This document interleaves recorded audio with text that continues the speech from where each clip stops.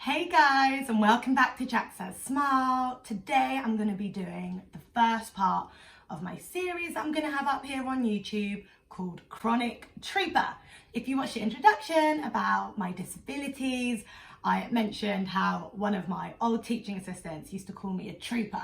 So Chronic Trooper, that's a bit of context from how I picked the name. So today I'm going to be talking about ways that we can try and reduce chronic pain. And today's topic is stress. Quite hard with some chronic pain problems in terms of diagnosis and stuff like that.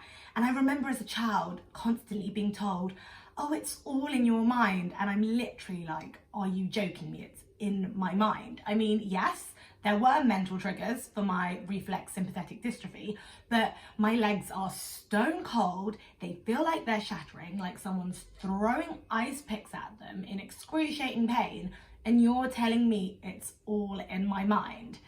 No, not a great thing to say to someone with chronic pain. So why is it that health professionals spend so much time asking questions that seem like they're nothing to do with the pain? So that's things in your personal life, how you're feeling, maybe work life, relationships, how people around you believe the amount of pain that you have. And this is actually a very reasonable thing that they ask, because the thing with chronic pain, chronic, persisting for a long time or constantly occurring. That's the definition. So why is it that they're asking you about all these other things?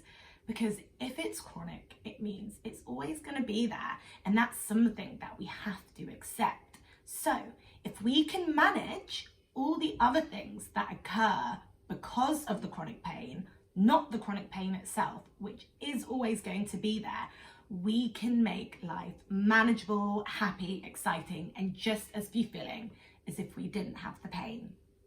Treatments can only be so effective, and it's really important that we take into our own hands how we want to feel and manage those things that come because of it. So I'm going to be sharing with you some of my favourite ways to manage chronic pain, all to do with stress. Firstly, try and establish a health routine. Only you know what works for you. And over time, when living with a chronic condition, you kind of figure out what works and what doesn't, what gets you to that place where the pain is bearable. So trying to establish a routine is hard because you don't always want to do what's best for you, but you've just got to try and stick at it. Make it a habit. Set yourself up for success. The thing is as well, try and reward yourself for when you stick to these habits and to these routines.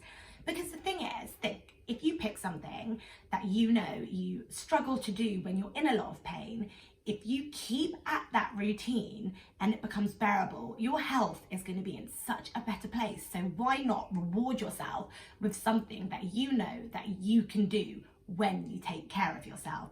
So for me, for example, when I'm taking care of myself, doing light exercise, eating properly, I then know that my pain levels are going to be reduced. So then on the weekend, I can go and do a dance class, which is high impact. But I can only do that when I'm in a good place. So that's my reward. We all know stress creates tension. Even though stress is something that we feel is happening in our mind, it also does have a physical effect on our muscles. They literally create tension. And a lot of the time, the tension that's created will be in places that we already have pain in. So by stressing about things, nothing to do almost with our pain, it's actually worsening the pain. So meditation is my second tip for trying to relieve stress. You're constantly thinking about your breathing, and through that breath, you're releasing tension. And again, if you want to implement stretching into that too, that's releasing the tension in those muscles and relieving pain. Setting boundaries is so important for managing stress. If you know the situations, the areas of your life that create a lot of stress, you've got to set boundaries to limit those areas and specific things. So For example, if you know social media is going to give you negative thoughts and then get you stressed out, get you anxious, and then not be able to sleep, boundary. No social media an hour before bed. Other boundaries will, however, include other people. And people don't often like being said no to, as I'm sure you don't, because I know I do not either. However, we're not always going to agree. So if spending loads of time with people when you have something coming up and you know you need to be in a good place isn't great for you, you need to say, no, I need to put myself first. I can't make it to that event, or I can't come out and socialize. So things like boundaries are really, really important. There are key values that are going to allow us to live our best life for the things that matter to us and keep us healthy and happy. Now, this is one of my favorites. I have one myself, a happy box. This is one of those things that when you just need that little pick-me-up, you're starting to get stressed and you just need a breather, pick up your happy box. What can you put in there? You can have photos of memories. You could have a little book, an easy read that you can just read sections of that you know that you like. You can have something simple in there, something to do, like a few little bits of a craft set. I'll be happy to show you how you can make a happy box as well. But looking at those photos, for example, that's gonna instantly make you smile and release all those good endorphins. And sometimes we just need a little bit of a distraction, not shoving it under the rug, but just something to not make us dwell on those things. So having a little something that can do like a little arts craft set in there, give yourself a minute of mindfulness, a little bit of time to reduce that stress. Sleep, yep, the obvious. Can't sleep because you're stressed? Maybe we need to sleep so we don't get stressed. You've got to turn it around. We've got to take things into our own hands, or we just end up in this inevitable cycle of, well, I won't be able to do it because of this. No, you can. You've just got to go for it. Count backwards, 5, 4, 3, 2, 1, Mel Robbins style, and do it. Put your phone down, turn the lights off. If you have a diffuser, your background music, however it is you get to sleep and need to get to sleep, put yourself to it. Set that time, go to bed.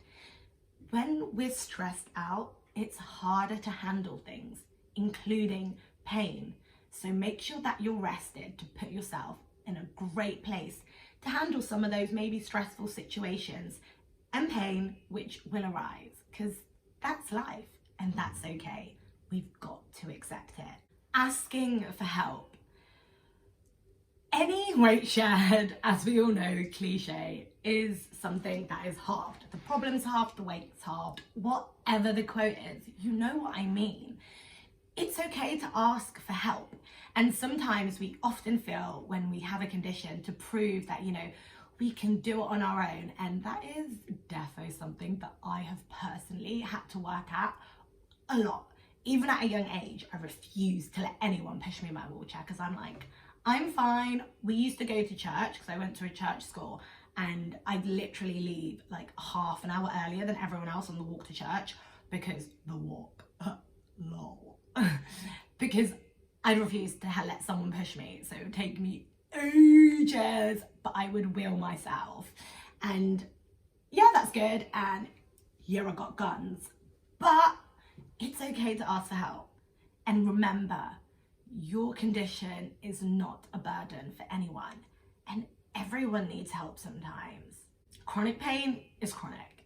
We've got to accept it and then manage it, because it is so possible to live a normal, happy and fulfilling life. So let's start by managing stress.